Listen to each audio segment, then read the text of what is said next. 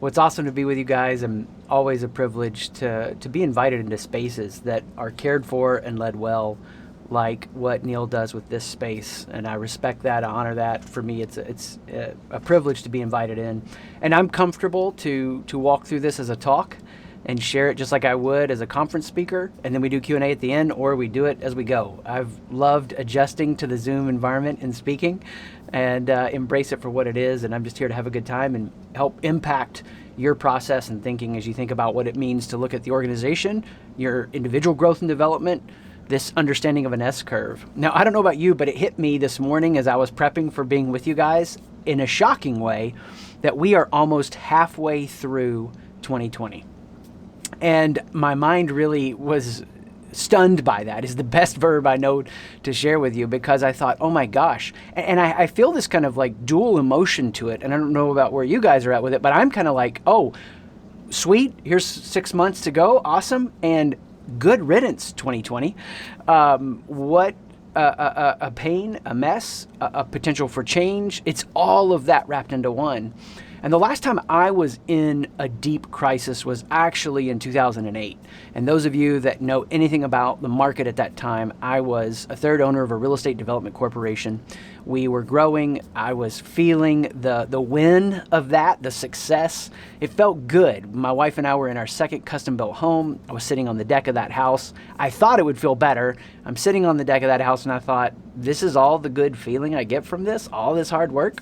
But still, it wasn't until a little bit later that as the economy started to fall apart, I found myself in a place where I went from +7 to -6. And the real terror of that, we moved into a home that we were renting. I was trying to just hustle to make the day's groceries happen as I rebuilt our lives and our economics. It was painful. It was terrifying. And it was one of those moments that was best encapsulated when I'd opened the pantry and I was going to fix my kids' breakfast. So right now my daughters are 14, 16, and 17, but 12 years ago, they're younger kids. And there wasn't anything to fix them breakfast with because we were literally just getting by, except some oatmeal. And I knew my youngest didn't like oatmeal. And so I put my best branding and marketing foot forward on this oatmeal. And I told my wife, I bragged to her, I was like, watch this. And I said, hey, honey, I got some oatmeal for you. Cinnamon cookie oatmeal is ready. I thought, this is it. This is how you do it. You just convince her it's going to be like a cinnamon cookie. She comes over, sits down to the table, takes a bite, and says, I don't like it, and pushes it away. And there was a refreshing honesty to her in that moment that spoke to me, because I tend to be a person who can hype past what's really going on. I can, be optimistically blind to the reality that I need to face. And there was some pain in that moment. And as I learned to pay attention to the pain of that moment, it actually did change my life in amazing ways. In fact, the work that I do today came out of that season and that moment. And so what I want to do today is teach you a pattern. It applies to your organization. It applies to you as an individual. If you're a parent, it'll apply to your parenting. It maps onto your life as a pattern to help you cooperate with what a growth curve looks like. And as you see how it maps onto your life, you'll be able to customize it and apply it after our talk today. Now, to help you understand the necessity of this pattern, I've got to tell you about a time that my wife and I, with the kids, went to South Carolina to a beach trip. And we drove up to the house that we were renting. And if you've ever gone and stayed at the beach there, then you know what it's like when you pull up and you want to see the house on stilts. That's a good sign. If there's a bottom floor to the house, it's going to tend to be moldy. And I thought the house that we had rented was above ground, and we pulled up and it was 2 stories. And so we walked into that bottom ground and you had a little bit of that mold smell. We walked up to the second floor, way better. The problem, if you're connected to a ground floor rental, especially in that part of the area, in that part of the world, you know that they have a problem with a bug. Now, if you've been to South Carolina, they do an excellent job at marketing and branding it optimistically. They call it the palmetto bug. You and I know it's not really a palmetto bug. It's a cockroach.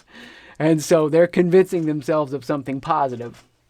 So we're staying in this house. It's like our third night. I don't know if you've ever felt this feeling before, but you're lying there asleep, complete peace, and you wake up sometime around 4:30 a.m., and your spouse's face is right over you, her eyes blinking, staring, and she goes, I just went into the kitchen. There were 3 cockroaches. I saw 2 in the hallway. We're leaving. Now, we've been married 20 years this summer, and there's one thing that you learn along the way. There's a time to put up a good valiant effort, get your point across. And there's a time, it is futile and worthless. We packed up. I'm not kidding you. We drove back from South Carolina. We got back to Columbus, Ohio. It was still so bright that she took out every article of clothing, every bag, put it all out on the yard, shook out everything, because there was no way those bugs were coming in our house. Now, one of the things that's creeped me out with this appreciation that I have for her keeping it so clean and neat is to look at the TV show Hoarders. If you've ever watched that show, you're going to identify with what I feel. You turn on Hoarders, you watch it for like a couple of minutes. And for me, I feel like I've got to go bathe with Clorox just to get clean. I was watching that show, and how crazy would it be, I thought, if somebody said this. I realized I have a problem. So I called the exterminators. They came and killed all the bugs. I didn't make any other changes. I'm so happy to be free of those bugs. Well, the problem with that, if you were watching it, you would go, no, wait a second. You still have the conditions that create the infestation. Did you get all the junk in the trash out? Because if you didn't get the junk in the trash out, you're only going to get the bugs. And I want to give you a way of thinking about the house, your leadership, your organization, whatever it is, so that the bugs are out and the right conditions are in. Leo Tolstoy, who wrote a famous work, Anna Karenina, he starts off the book that he says this way: every happy family is alike. Every unhappy family is unhappy in its own way. Now, he's not saying that all families were the same, but he's saying there are dominating characteristics that determine more about the health and growth of your personality, your personhood, and your organization more than anything else. And I want to clearly articulate 3 of those with you and show you how it maps on growth as an S-curve. It's just a template and a pattern. And if you can learn to cooperate with it, you'll never stop growing. So the first beginning piece that we want to make sure is a part of our house, so it's clean, it's ordered well, so we don't get infestations. And it's the beginning of the S-curve. Here it is. Number 1, we have to leave the expectation. We have to leave the expectation. The cause of all suffering in the world is expectation. Now, there's a misunderstanding that occurs here. And before I go into that misunderstanding, I need to frame all this, and I want to use the most recent Star Wars film. Now, if any of you are Star Wars buffs, I know you may have your critiques with the film. And I'm just going to ask you to go along with the narrative for a moment and suspend your hyper-nerdism. I watched the movie with my daughters over Christmas, and I was profoundly amazed at how perfect they captured the S-curve of growth, how perfectly they captured some key psychological developments that keep your house, your family, your organization, you as a person growing in a healthy way. Rey is training with Princess Leia at one point, and while they're training, she looks at her and she tells her, I have to leave. It was the same thing that Luke said to Yoda in the beginning of the franchise. He's training with Yoda. He hears that his friends are hurting and he wants to help them. And he tells Yoda, I got to go.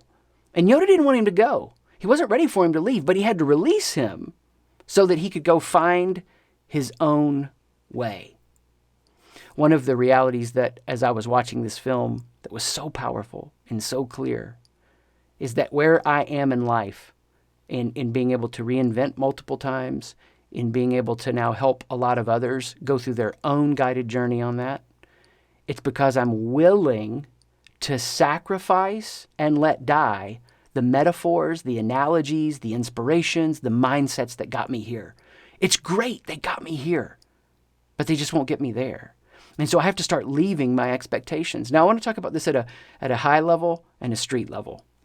At a very high level, I see how many people get a lift to their S-curve as they graduate high school or college and they get their job and they start to have a trajectory where they start to make more money and they start to have more fulfillment and they start to have more influence. There's a beginning of change that occurs there. And that's powerful because they're leaving something to go on to something else. But there's a stuck point that occurs. You see it when you listen to high school graduations. And I'm just telling you, this is like a weird thing for me. I can hardly stand to sit and listen to the speeches at those, because there's usually some kind of mindset that's been cultivated, like, this is the best years of our life. It's so amazing. We're now ready for adulthood. Look at us. We can take standardized tests and randomly pick C sometimes. And yet when they come to the harsh realities of career and market and crisis, like 2008 and like right now for a number of you, they find, I can't keep thinking I am able to keep repeating what I've done. Something has to change. And this is the great of every beginning story. Now, I nerded out on this as I'm watching this film play out, and Ray is leaving Leia, and we're in the Easton parking garage over Christmas, and I don't mean to pick a memory of going to see a movie and make any of you sad about not seeing movies recently. But we're sitting there, we're talking about the movie, and I'm about to pull out, and I got to be careful. I got my daughters, 14, 16, 17. If they don't want to talk about it, I don't want to force it. But I said, hey, do you guys want to talk about why that movie was so amazing for a few minutes? Two of my daughters were like, yeah. One of them was like, no. I was like, okay, the majority wins. I said, I want to make sure that you get this idea. It is up to you to find your own way. I am not ever wanting to create an environment, me or your mom, that you have to leave externally to find your own way. As you find your own way, you can leave internally without having to leave externally. See, some of you right now, as you're listening to that, not only does that apply to parenting, it applies to your job. The number of business owners and leaders, and we work with anybody from Fortune 100 to maybe a business over 2 million. The number of business leaders and owners that I've talked to in the last 6 to 7 weeks that have said something like this: Chris, I am never going back to what life was like a few months ago. I quit some boards. I stopped some things. It feels amazing. I realize I've been saying yes too much. I haven't been leaving the expectation that I have for myself to be some kind of certain leader. The pressures and demands that you put on yourself got you here. They won't get you there. And so not only is it at a very high level that we're leaving these expectations, and some of you through COVID may have had a motivation show up in a different way that you didn't expect. You may have had a motivation die. You can't force yourself to get a new motivation for the job or role you're currently in. You find a new one. How do you do that? Well, once you leave the expectation, you get that initial lift and something starts to change. At a street level, I could end the workday today. And, I would have said before today, I would come home. Now I'll go upstairs. And as I end the workday and as I go upstairs, let's say I put in a really hard effort today. And if there's this little thing in me that I want somebody that I care about, maybe my wife, to look at me and go, hey, how was your day? And I get to say to her, man, I put in a hard effort today. And she goes, that's awesome. And I go upstairs and she goes, are you ready to start dinner? And then I start to get mad. Why? Because she didn't ask me about my day. Now, why am I mad that she didn't ask me about my day? Because I had an expectation that she would ask me about my day. At this point, here is where people fall off the rails with this pattern, and they miss the application of the wisdom of it. They think that I'm saying because they have to leave their expectation, they have to also lose their ambition. I am not saying that. To leave your expectation actually allows your ambition to increase. I had an expectation in February for how I was going to build the organizations that I own and lead. I had an expectation for what March and April and May and June, I had an expectation for what those were going to look like. Guess what? It didn't happen like I thought. And as soon as I started to see change coming, I knew within myself, I have to start releasing all the expectation that I have. Now, does that mean that I laid on the couch, binge watched Netflix, sucked my thumb until I felt better? No. Instead, I increased some ambition about some different ways that we show up in the world and help people, and went all in on those in the boldest way possible. I now look back at who I was as a leader 3 or 4 months ago, and I'm not kidding you. I feel like I was asleep. I feel awake now. Why? Because as I left the expectation, here's the second action. You have to conceive the examination. Conceive the examination. You have to imagine the test. You have to prepare for it. What do I mean?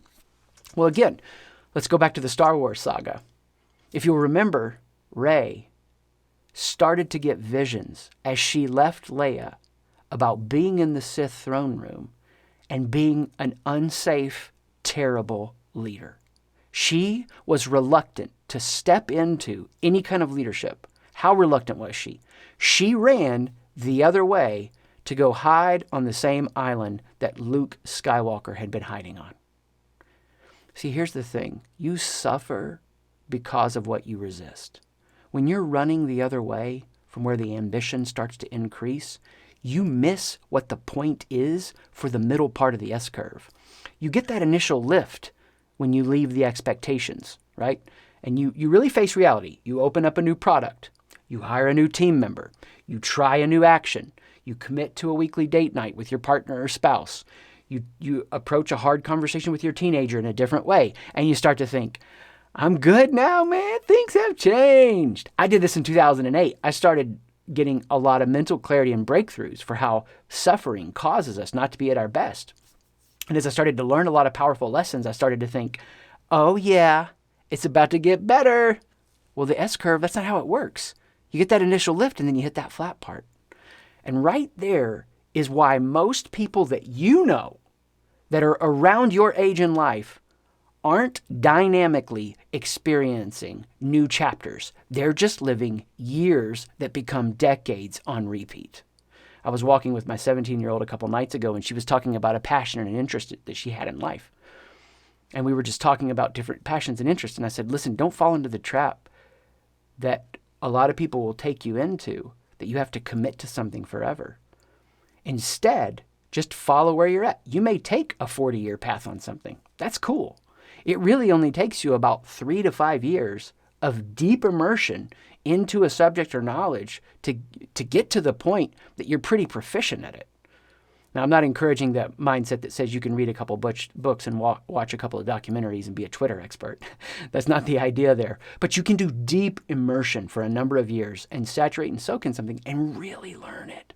And I said, so don't fall into that trap, because I see so many people that got that initial lift and then somewhere around 28 or 32 or 36, they start coasting in the S-curve. And as they start to coast, they're not stabilizing for the next lift. They're actually organizing everything in their life around comfortability and certainty.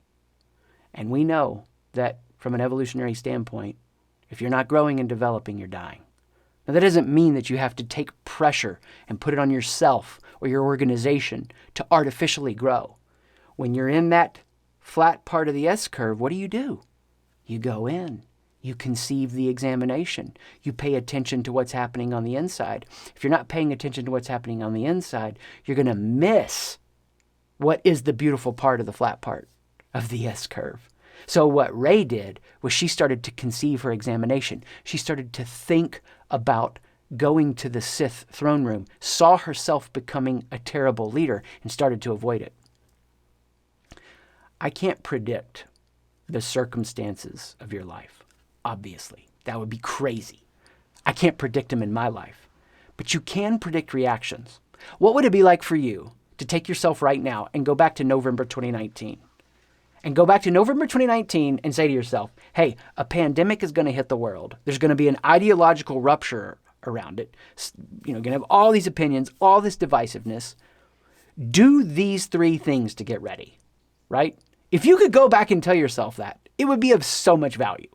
I try to not live in my regrets, but I do sometimes think, man, if I took what I had in 2007 and bought Google stock, whatever, we all have those moments and we can't stay there. But here's what I can tell you. Another disruption's coming. Whatever it is, 1 year, 2 years, 5 years, 10 years, a disruption to your business model, a disruption to your life. I'm not trying to scare you with this. Hey, I'm Chris, and I'm here to encourage you today. I'm not trying to disturb you unnecessarily with this. I am trying to say this is how things work. And what most people do when they're in that flat part is they lose their vigilance. They stop watching the foundational activities that got them that initial lift. And so then they don't find that they're able to pass the test. And they fail the test. And because they fail the test, they do like so many do, where the drop-off begins. Some people can run their whole lives off of a lift or two. Some of us have the rare, unique fortune to have never had a few life-sustaining lifts. Instead, we've had to do a lot of them.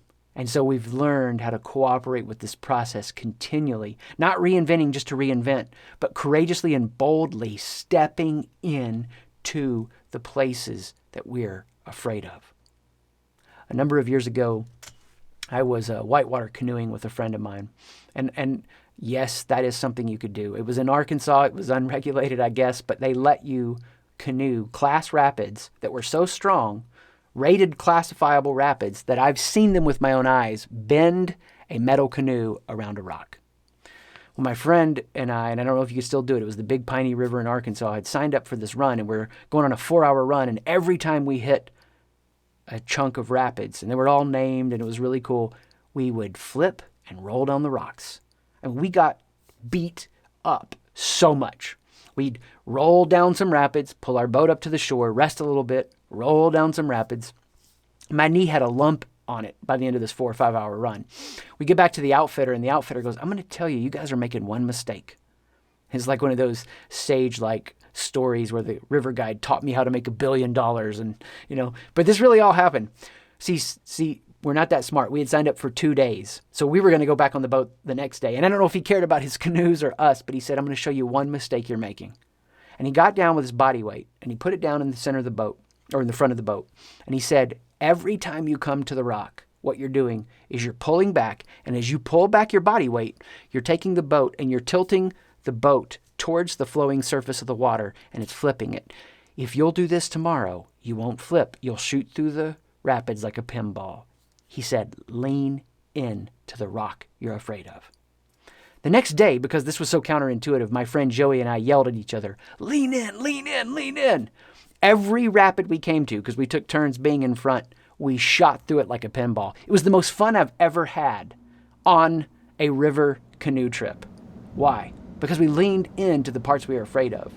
And right now, as you leave the expectations about what is or isn't working in relationships, in your life, in your business, and you start to look at the lift that you got, but it's not happening now, it doesn't mean you've done something wrong. That's the first mistake everybody makes is to ignore reality. The second mistake everybody makes in conceiving the examination is to beat themselves up for reality. It's not bad to get stuck. It's not bad to have that flat part. That's a part of growth. Mathematically, this is just a weird thing for how the universe works. But what's powerful is when you understand it doesn't have to do this. It can do this. How? How do you move from that initial lift to taking that moment where you've conceived the examination and get that next lift? It's by leaning into what you're afraid of. Because if you'll pay attention to it, if you'll hug it, if you'll embrace it, if you'll sit with it, there's a conversation you don't want to have. There's a restructuring that you'd rather not do. There's a commitment to an action that makes you feel nervous. In my own life, I feel like I've taken courageous, bold actions to be where I am. And yet in this season, in this new environment, I've had to make and take new steps of courage and boldness that frankly haven't been easy. I mean, I'm getting to 3 o'clock and I do a lot to manage my energy, and I'm like, I think I am done. I have no more courage left in me. Maybe get some food in me and eat a meal and hang out with the fam some, and then I get courage to send that email or whatever it is. We know those places that we're avoiding. And if we can accept reality as it is and take one small step towards it, we're going to see that lift change. Now, here's the way I want you to think about what that small step looks like. If you'll leave the expectation, if you'll conceive the examination, this is the fun part. And I know you guys at Tiger Talk New Albany, being about innovation, will get this. Here it is. You receive the innovation. See, if you'll leave the expectation, you make space. You're not suffering. You're not rigidly attached to the way you wish it was going. Then you start to conceive what you're really struggling with, what you're worried about. You conceive the examination, and then what do you get to do? You get to receive the innovation. You'll get the insight. You'll get the clarity. It doesn't just wash over you. Sometimes you sit and think about it. Sometimes you're in the shower and it hits. Who knows? But when you make space, it will come. Nature abhors a vacuum. You make space by releasing the expectation. You sit in the cave of the examination. It gets filled with the goodness. Whatever that goodness is. Is it going to be perfectly flawless? No. You keep changing, you keep tweaking, you apply it. The growth, the S-curve is endless. You're going to get a lift from this, and you're going to flatten out again. And you're going to get a lift, and you're going to flatten out again.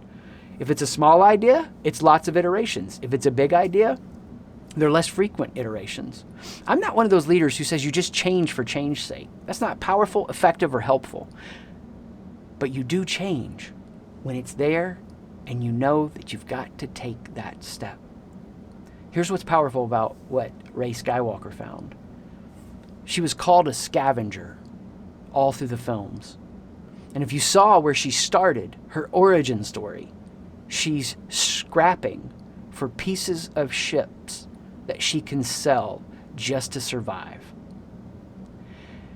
And she wonders about who she is. She wonders about who her parents are. Maybe we could talk about it this way. She wonders if she has what it takes to lead her business into the next arena of what a post-COVID world looks like. She wonders if she has what it takes to sustain in the crisis, to reinvent if necessary, to stick with what needs to be, committed to. These are complex things. I have a friend with one of our companies. He says, and I love this, you got to figure out what's the fat, what's the muscle, and what's the bone. Because right now, in this environment, we got to cut the fat. We got to increase the muscle so we can strengthen the bone. And some of the changes that you might make, if you don't conceive the examination, you're going to cut some muscle away. You're going to cut some bone away. It's your journey. Just because you read in a business article or magazine that that's what they did and that's what you should do, you haven't really conceived the examination. This has to be owned for you. You leave the expectation, you conceive the examination, you receive the innovation. Maybe we could say it even deeper this way. Rey Skywalker was a transformation. At the end of the film, she stands there with this crossroad she faces. Am I a scavenger? Who am I? What's your name? And she says it. I'm Rey Skywalker. She chose a new identity. She went from scavenger to Skywalker. For some of you, your companies are choosing a new identity. For some of you, you as a person, you're learning more about yourself in this crisis than you've ever learned before. And it's an opportunity to receive a new innovation, maybe even deeper, a revelation about who you are. And as we commit to this path of growth, and as we stay on this path of growth, if we're paying attention, then we can just see where we are and cooperate with the pattern. Is there an initial lift here? Is there a test? Is there something I'm leaving? Is there something I'm facing and need to lean into? And now what's the new action I'm taking as a result of this? My passion and obsession is guiding people through this process so that they can accelerate through it and grow through it as much as they can. And the part that I don't always love about life is I have to live it out too. And as I look at my own world and consider where I'm at and what's happening right now, I don't want to hype myself past reality into some vapid optimism that doesn't allow me to face what's really going on, conceiving the examination. There are bugs in the house, and I can't just get rid of the bugs. I got to clean the whole house out. Nor do I want to fall into the trap of victimization that says, well, I had a good run. This is as good as it'll ever be. No, you haven't found the best way to do anything. That's why innovation exists. There's always open opportunity to find a better way. So my hope is to encourage you to pay attention to where you are and to cooperate with what's unfolding so that you can never stop growing. Thank you so much for having me with you guys today, and